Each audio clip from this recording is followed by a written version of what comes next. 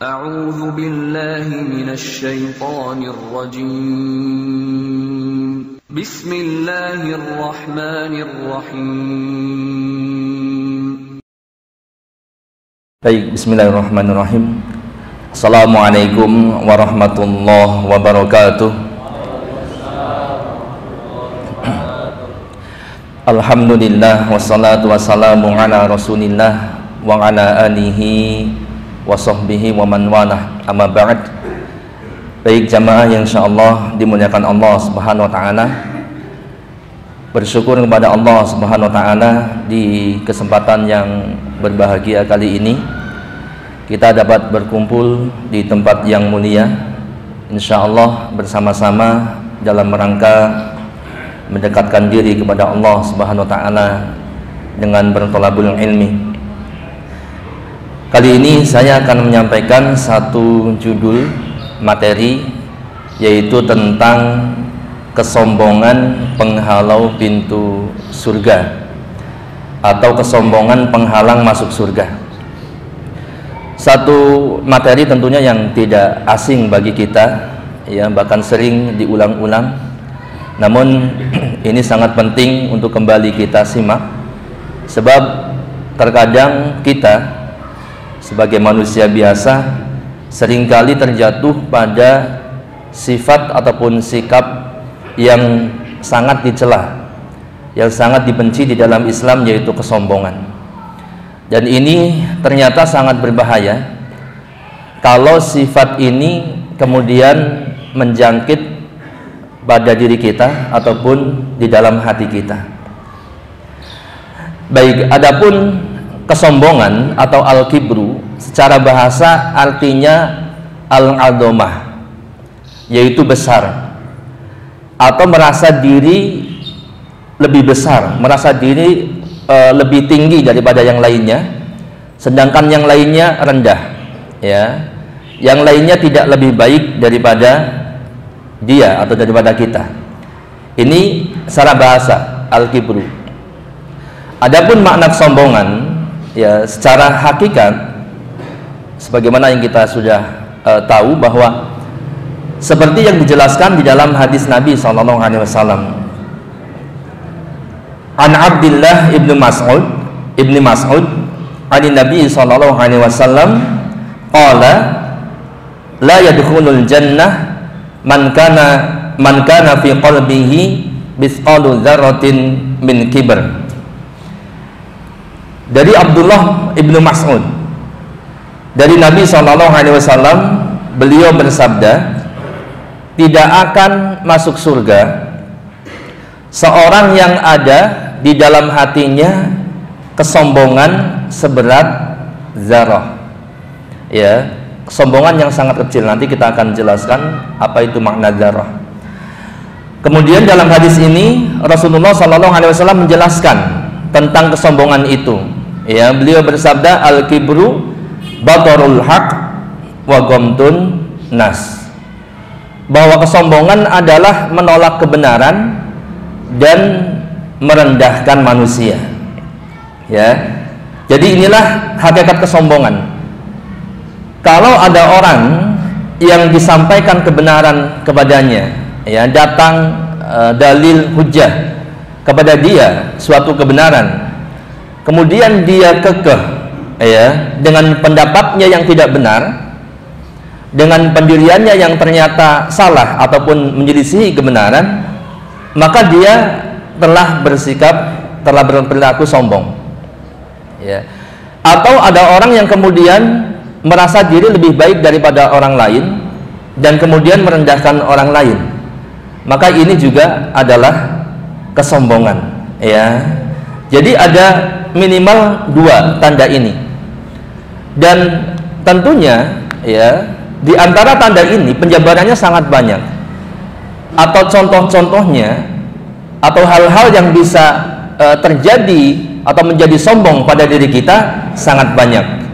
Contoh dalam merendahkan orang lain, di semua sisinya ini bisa menjadi suatu kesombongan, ya, baik dalam ilmunya, baik dalam penampilannya, baik dalam fisiknya, gitu kan.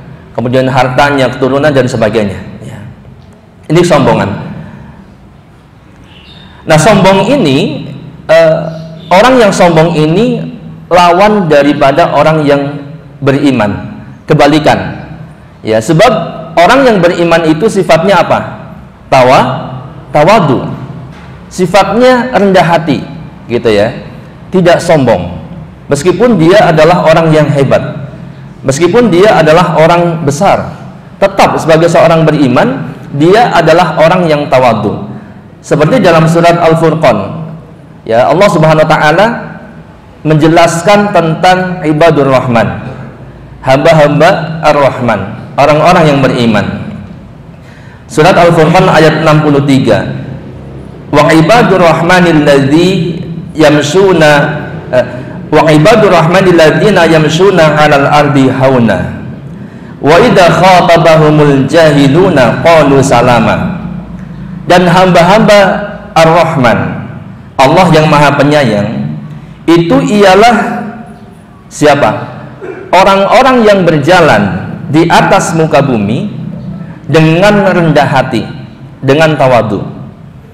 Dan apabila orang-orang jahil menyapa mereka, orang jahil, tentunya sapaannya sapaan jahil, jahiliyah, mereka tetap mengucapkan kata-kata yang baik, tidak kemudian merasa besar dan kemudian membalas dengan ucapan-ucapan yang tidak baik. Ini orang-orang yang beriman, sifatnya tawadu, dan kesombongan lawan daripada iman.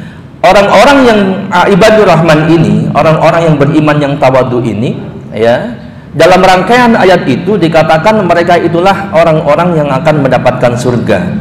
Ulaika yujzaunal ghurfata bima sabaru wa yulqauna fiha tahiyyatan wa salama. Mereka itulah ibadur rahman, ya, orang yang dibalasi dengan martabat yang tinggi di dalam surga, ya, karena kesabaran mereka, dan mereka disambut dengan penghormatan dan ucapan selamat di dalamnya. Nah ini jadi kalau orang yang tawadu, ya, pasti ketika berjalan pun dia cara berjalannya adalah cara berjalan yang rendah hati, ya, tidak menunjukkan cara berjalan orang-orang yang sombong. Pun demikian tutur katanya, gitu ya. Bahkan ketika diremehkan ataupun diejek ataupun dinyinyirin oleh orang-orang jahil, maka dia tetap mengucapkan kata-kata yang baik. Dari cara berbicaranya pun, ya, kemudian cerita-cerita, kisah-kisah ketika ngobrol dengan temannya, dia menunjukkan sifat tawaduknya. Tidak lantas kemudian membesar-besarkan dirinya. Kalau cerita tentang sesuatu, wah, kalau saya mau begini gitu ya. Kemudian sudah begitu merendahkan orang lain. Nah, ini tidak demikian. Ya. Adapun kalau orang sombong, tetap cara berbicaranya pun kelihatan. Gitu ya. Nah, ini bertolak belakang atau kebalikan daripada orang-orang yang beriman. Adapun Rasulullah sallallahu alaihi wasallam, ya, suri teladan kita, beliau adalah orang yang sangat tawadu. Ya, pernah suatu ketika ada orang yang ingin bertemu dengan Rasulullah atau bertemu dengan Rasulullah sallallahu alaihi wasallam. Kemudian orang itu terlihat gemetar. Ya, gemetar karena apa? Karena karismatik beliau sallallahu alaihi wasallam. Ya. Udah tahu begitu, ya. Apa yang dikatakan oleh Rasulullah sallallahu alaihi wasallam? Beliau mengatakan, "Hawwin 'ala nafsik." Tenangkanlah dirimu. Lastu bimalik. Aku bukan raja, ya. Akan tetapi aku adalah anak dari seorang perempuan Quraisy yang juga makan makanan seperti yang kalian makan. Nah ini, bahkan Rasulullah ketika melihat orang sudah gemeteran di hadapan beliau, beliau tidak kemudian lantas membesarkan dirinya, tapi justru menenangkan orang itu. Ya, kemudian suatu ketika pun di dalam kehidupan sehari-hari, Rasulullah itu tidak berbeda dengan para sahabat yang lain. Maksudnya apa? Dalam hal penampilan beliau itu biasa aja, gitu ya, biasa aja. Sampai-sampai orang-orang itu, orang yang tidak kenal atau yang mau bertemu dengan beliau itu sulit mengenali beliau, karena nggak ada yang berbeda. Beliau tawadhu, ya, sehingga para sahabat kemudian menyuruh Rasulullah untuk duduk di tempat yang lebih tinggi supaya dikenali oleh orang-orang yang belum kenal. Nah, begitu ya. Pun ketika beliau berhijrah, dikisahkan ya, berhijrah dengan Abu Bakar radhiyallahu an. Ketika datang sampai di Kuba, ya, orang-orang Madinah saat itu, beliau justru memberikan salam kepada Abu Bakar. Ya, assalamualaikum ya Rasulullah. Assalamualaikum ya Rasulullah. Dikiranya Abu Bakar itulah siapa? Rasulullah sallallahu alaihi wasallam.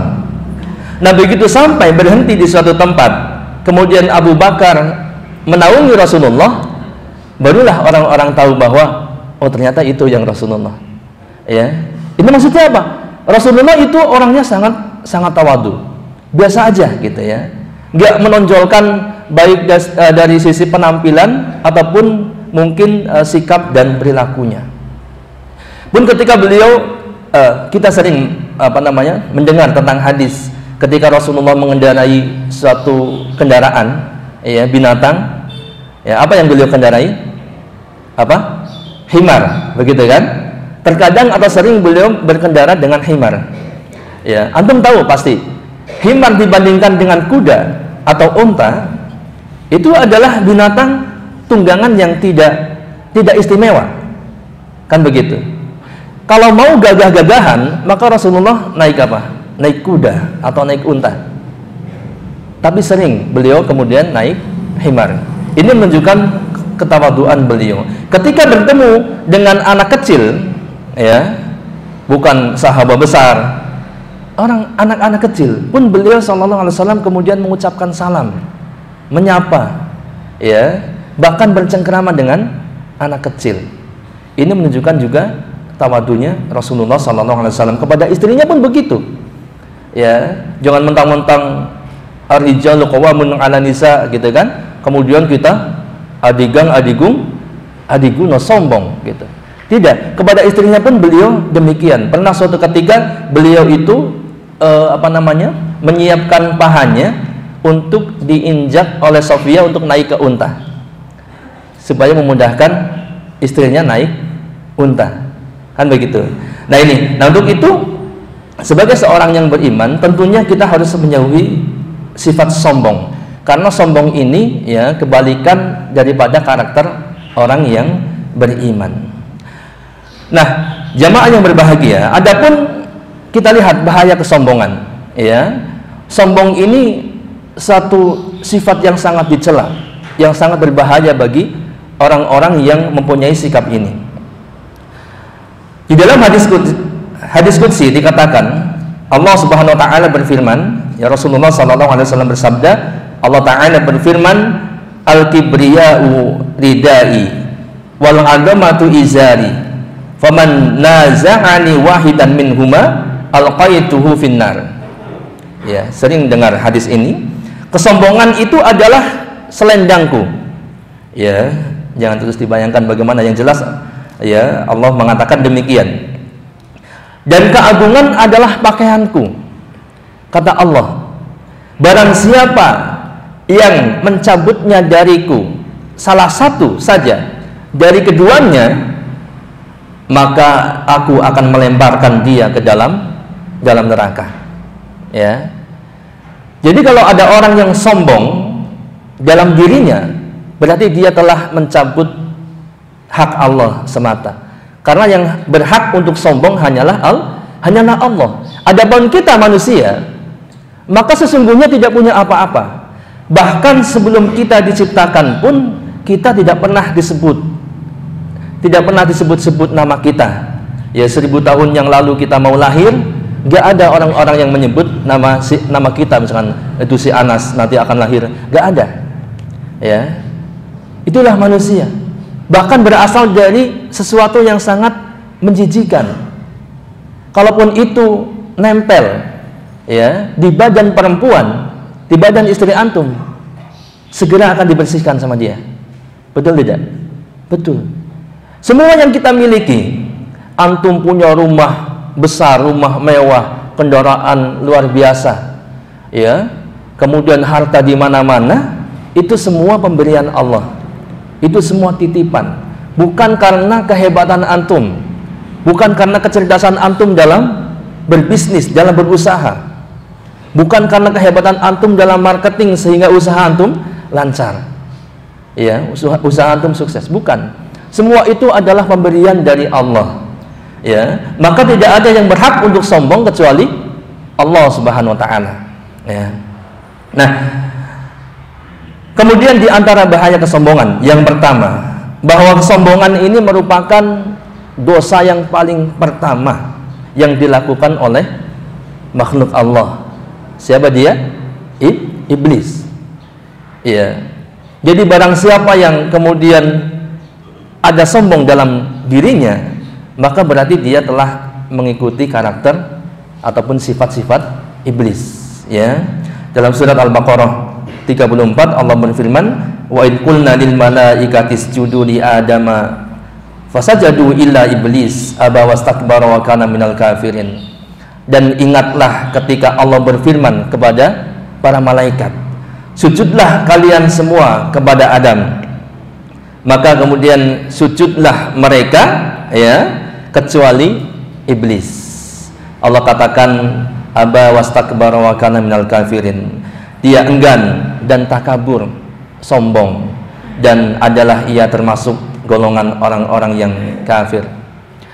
Kemudian yang kedua, bahwa orang-orang yang sombong ini akan terhalang masuk surga, dan tempat kembalinya, ya, mereka akan dikembalikan ke dalam neraka jahanam.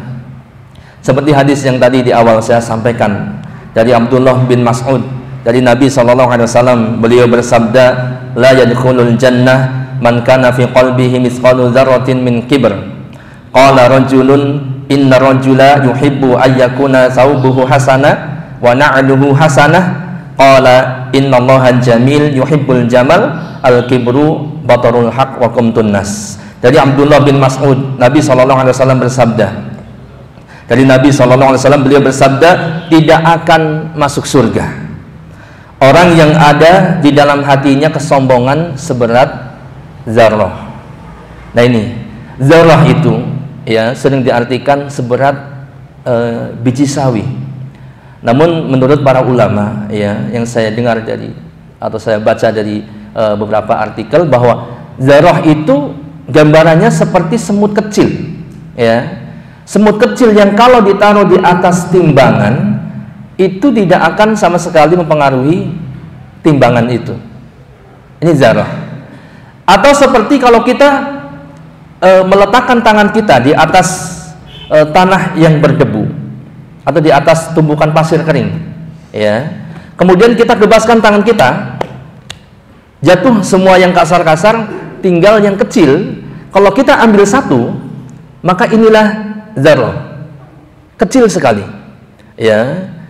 Atau kalau kita misalkan membuka jendela di pagi hari yang cerah seperti ini menjelang siang, ya, kemudian matahari masuk ke ruangan kamar atau ruang rumah, kemudian dibuka jendela, terlihat biasanya, ya, membentuk satu sinar ini partikel-partikel yang kecil yang terbang seolah-olah gitu, ya. Itu zarrah seperti itu. Nah, siapa yang dalam dirinya ada kesombongan seberat zarrah ini, kecil sekali, kata Nabi, la yadkhulul jannah, tidak akan masuk surga. Dan kesombongan tadi sudah disebutkan, ya, bukan kesombongan itu seperti kalau antum pakai baju bagus itu sombong, tidak. Kalau antum tidak sombong maka bukan kesombongan, ya, atau sendalnya bagus, kendaraannya bagus, asal niatnya tidak untuk sombong, bukan kesombongan. Justru Allah senang melihat hamba-hambanya, ya, mendapatkan atau menampakkan rizki yang diberikan Allah kepada dia, gitu, ya. Akan tetapi kalau ada kesombongan walaupun kecil, ya, makanya kita berlindung pada Allah, ya, semoga Allah jauhkan kita dari sifat sombong. Dalam surat Az-Zumar ayat yang ke-72, qila dkhulu abwaaba jahannama khalidina fiha fabi'sa maswal mutakabbirin. Masukilah pintu-pintu neraka jahanam itu, sedang kalian kekal di dalamnya, maka neraka jahanam itulah seburuk-buruk tempat bagi orang-orang yang menyombongkan diri. Ayat ini memang untuk orang-orang kafir, ya, yang sombong, menolak Islam, menolak kebenaran. Akan tetapi kita mengambil pelajaran dari ayat ini, karena dikatakan fabi'sa maswal mutakabbirin. Neraka jahanam itulah seburuk-buruk tempat bagi siapa? Bagi orang-orang yang menyombongkan diri, orang-orang yang sombong. Ya. Dalam hadis yang lain dikatakan, inna ahlan nar kunu ja'dzuriyin jawadin mustakbirin jama'in manna'in. Sesungguhnya penduduk neraka itu adalah semua orang yang kasar lagi keras. Ini hati-hati buat teman-teman ya. Jadilah orang yang lemah lembut gitu ya. Apalagi terhadap teman kita sendiri, ya, terhadap keluarga kita. Bahkan Rasulullah mengatakan khairukum li ahli.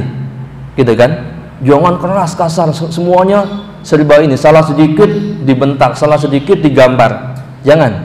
Ya, jadilah orang yang lemah lembut. Sebab penduduk neraka itu adalah semua orang yang keras lagi kasar. Ya. Kemudian orang yang bergaya sombong saat berjalan. Kemudian apa lagi? Mustakbirin, orang yang sombong. Ya, bukan hanya berjalannya, dari semua sisinya. Bagian-bagian dari kehidupannya dia sombong. Ya. Kemudian jama'in manna'in, orang yang banyak mengumpulkan harta dan orang yang bakhil, orang yang pelit. Ya, latih diri kita untuk apa? Untuk tidak bakhil. Ya, jangan semuanya dihitung dengan matematika. Ya, kalau memberi seolah-olah harta kita berkurang. Kasih walaupun sedikit. Ya. Kan di dalam hadis dikatakan takutlah kepada neraka walaupun dengan separuh kurma. Kasih walaupun 2.000. Ya, kepada siapapun. Apalagi orang-orang yang membutuhkan. Ya. Wa ahlul jannah ad-du'afa al-maghlubun. Adapun penduduk surga adalah orang-orang yang lemah dan terkalahkan, orang-orang rendahan, orang-orang miskin, tentunya orang-orang yang beriman. Maksudnya apa? Ini peringatan buat kita. Janganlah jadi orang sombong. Jangan jadi orang yang kasar, orang yang keras, gitu kan? Kemudian jangan pula jadi orang yang suka menumpuk-numpuk harta, kemudian bakhil. Ya, ingat, semua itu adalah pemberian dari Allah, ada hak-hak orang lain. Gitu.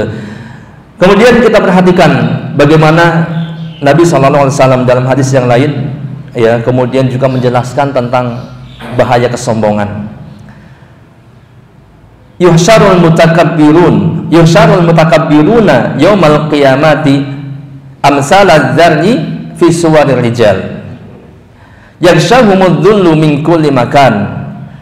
Fayusaquna ila sijni fi jahannam yusamma bulas ta'aluhum narul anyar yus'auna bin usarati ahlin nar tinatal khobal. Pada hari kiamat, orang-orang yang sombong, ini perhatikan, orang-orang yang sombong akan digiring dan dikumpulkan seperti semut kecil dalam wujud manusia. Ya. Di hari kiamat mereka dikumpulkan bersama yang lainnya, tapi bentuk mereka itu kecil seperti semut dan itu wujudnya seperti manusia. Ya, dikatakan yang syahumudzu min kulli makan. Ya, apa kata Nabi? Kehinaan meliputi mereka dari berbagai sisi. Kecil, ya, takut diinjak oleh orang, gitu kan? Ini sebagai balasan ketika dia di dunia apa? Merasa dirinya besar. Sehingga begitu dibangkitkan kecil. Ya, walaupun ketika dilempar ke neraka, mungkin dia akan dibesarkan kembali supaya apa? Supaya merasakan dahsyatnya siksaan api neraka. Tapi ketika dibangkitkan, dia dihinakan dalam wujud yang sangat kecil seperti semut, ya.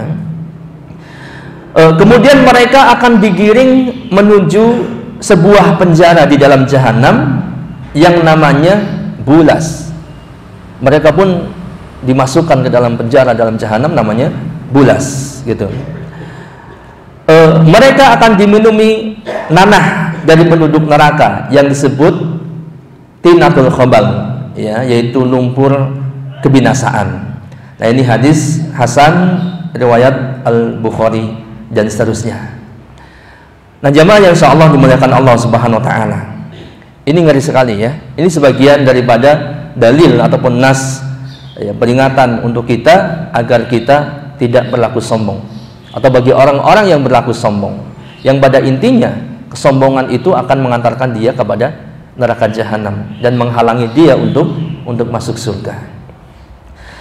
Baik, selanjutnya hal-hal yang berpotensi untuk menjadikan kita sombong. Ya, ini para ulama sudah membahas, ya.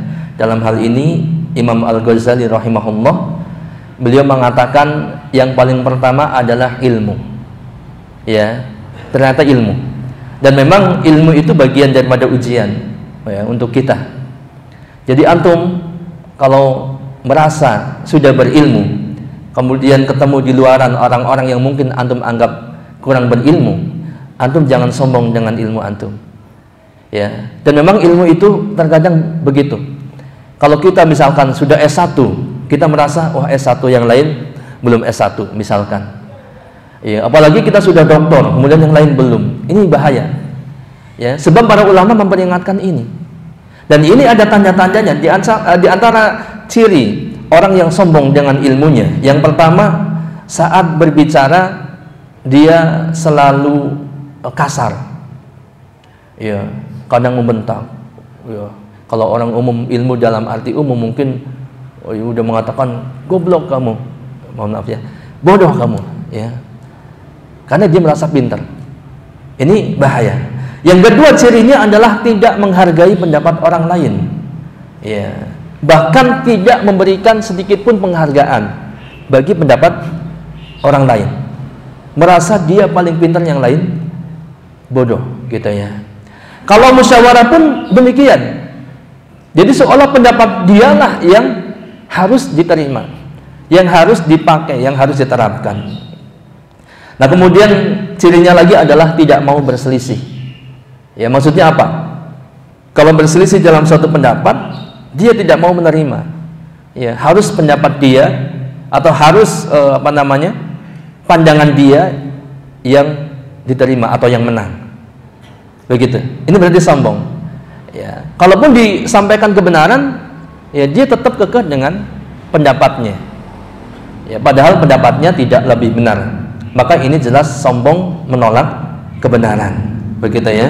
Atau kemudian tadi kalau sudah terlihat dia salah, disampaikan kebenaran, udah jelas-jelas tahu itu salah, kemudian nggak mau rujuk, ya, ini pun bagian daripada kesombongan. Kemudian yang kedua, harta. Ya, harta juga potensinya sangat besar untuk menjadi sombong. Bahkan Rasulullah SAW bersabda, al-khulaya wal fakhru fi ahlil khayli wal ibil wasakinatu fi ahlil gonam. Ya, Rasulullah SAW bersabda, sombong dan berbangga diri itu ada pada para penggembala kuda dan unta. Adapun ketenangan ada pada para penggembala kambing. Ya, jelas begitu. Jadi kalau orang yang kendaraannya hebat atau punya harta yang hebat, ya, ini berpotensi untuk sombong. Sampai-sampai Rasulullah mengatakan sombong itu ada pada penggembala unta dan kuda. Adapun orang yang kalem, orang yang hanya menggembala kambing, begitu. Itu adalah keturunan. Ya, orang-orang yang punya keturunan yang hebat, kemudian menjadi pengusaha-pengusaha yang sukses, gitu ya, tajir, jadi pejabat-pejabat yang tinggi, luar biasa, gitu ya. Kemudian jadi ini, jadi itu, gitu ya, jadi ulama misalkan. Dia sombong dengan keturunannya, ya, dan ini sangat berpotensi untuk sombong karena keturunan yang hebat. Atau sebaliknya, dia adalah keturunan nasabnya bagus, maka ini pun berpotensi untuk sombong. Kemudian juga jabatan, ya, jabatan. Ini pun demikian. Berapa banyak orang yang di jalan-jalan ya kalau kita lihat mentang-mentang dia berseragam, kemudian ya tadi sombong kepada orang lain, kemudian semena-mena kadang-kadang menzalimi orang lain. Kemudian bagaimana anak pejabat ya pernah viral juga ya, kemudian menzalimi tetangganya atau orang yang lewat bahkan sampai meninggal. Ini gara-gara dia hanya orang tuanya punya jabatan yang tinggi, kemudian dia berlaku sombong atau berlaku kasar. Wallahu a'lam bishawab. Ini yang dapat disampaikan, yang pada intinya bahwa ya kita bermohon kepada Allah semoga Allah menjauhkan kita dari sifat sombong, sebab semua yang ada pada diri kita itu sangat berpotensi untuk menjadikan kita sombong, termasuk jasad kita, diri kita, fisik kita, ya, paras kita yang ganteng, yang cantik gitu ya, kemudian apa yang kita miliki, semuanya, bahkan hal-hal yang seperti ilmu itu pun bisa menjadikan kita menjadi orang yang sombong. Wallahu alam, semoga bermanfaat. Subhanakallahumma bihamdika asyhadu an la ilaha illa anta astaghfiruka wa atubu ilaik. Wassalamualaikum warahmatullahi wabarakatuh.